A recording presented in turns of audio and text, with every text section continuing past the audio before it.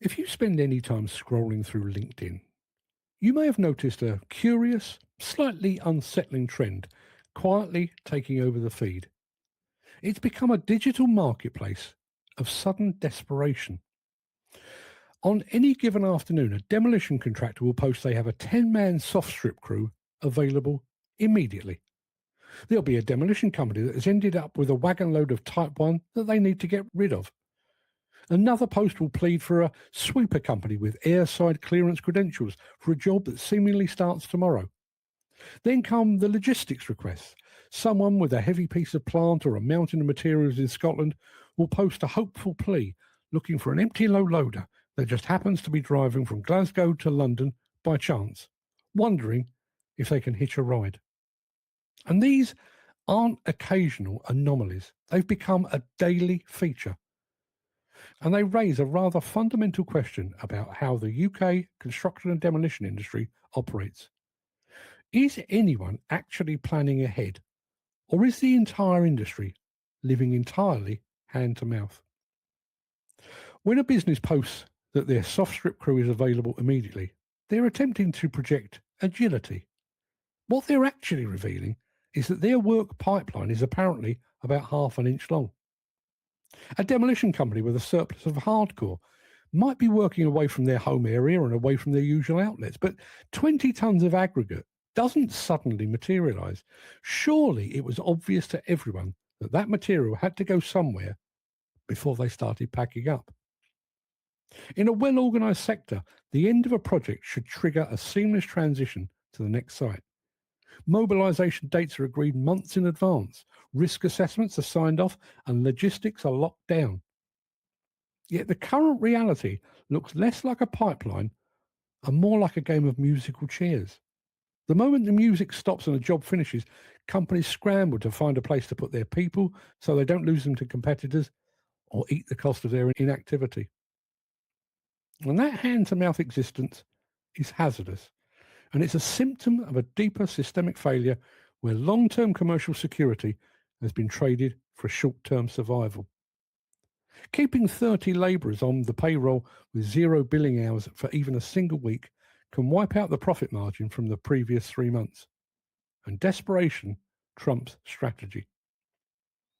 The logistical side of this trend is equally baffling. Transporting heavy plant or large volumes of materials across the country is an entirely predictable requirement.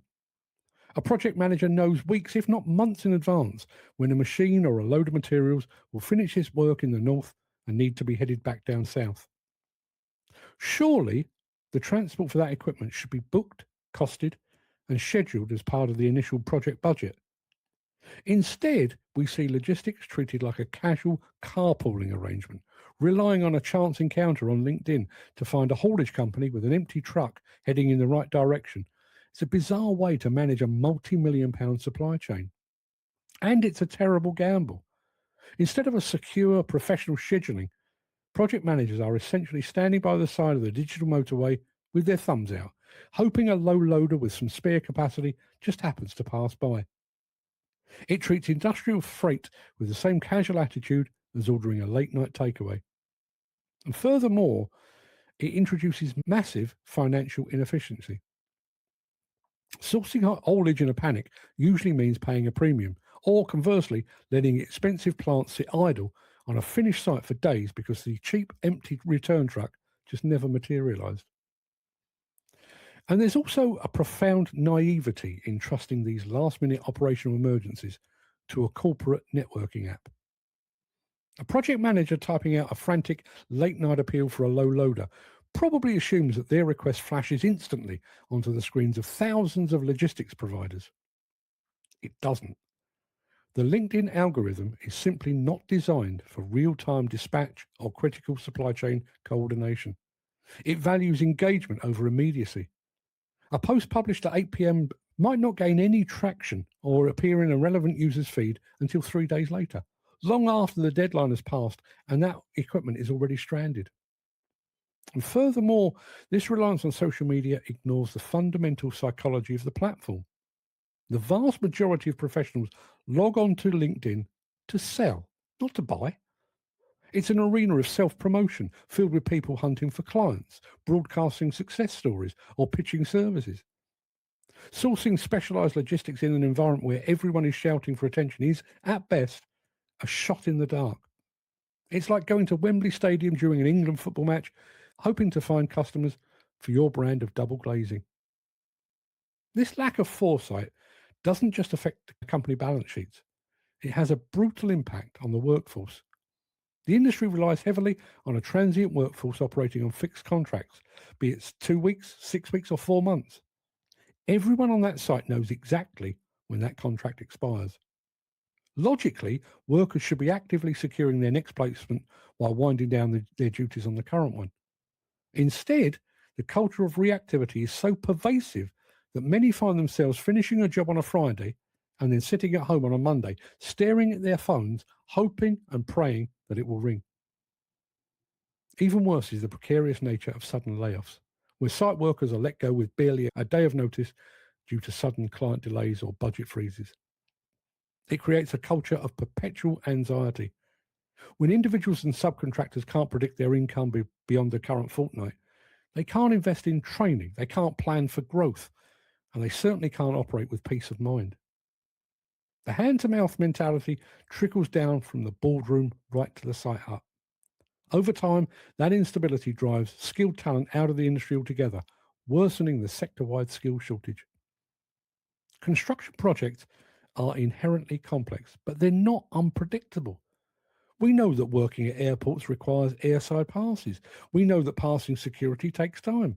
We know that specialist equipment requires specific transport permits. Why then is the industry constantly caught out by things that are entirely foreseeable? Part of the issue stems from the brutal reality of current cash flow dynamics and razor thin margins.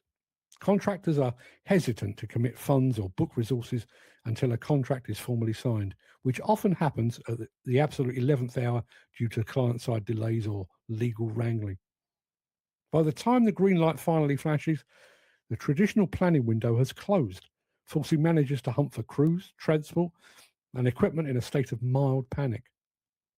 The system rewards those who delay spending until the last possible second, but it penalises the operational teams who have to execute that work in a fraction of the time required. This industry has developed a dangerous love for reactivity. We praise the manager who fixes a crisis in an afternoon, but we rarely question why the crisis happened in the first place. This cult of firefighting masks a structural weakness. Relying on social media to source immediate labour, specialised security clearance, and heavy logistics is unsustainable. It indicates an industry operating without a safety net, running so close to the edge that a single delayed payment or postponed start date threatens to destabilise the entire operation. Agility, unquestionably, is a virtue, but what we're seeing on our feeds isn't agility. It's a symptom of a fragmented, hyper reactive supply chain that is struggling to look beyond the end of the current week. And while it's a cliche, it's also true. Failing to plan is planning to fail.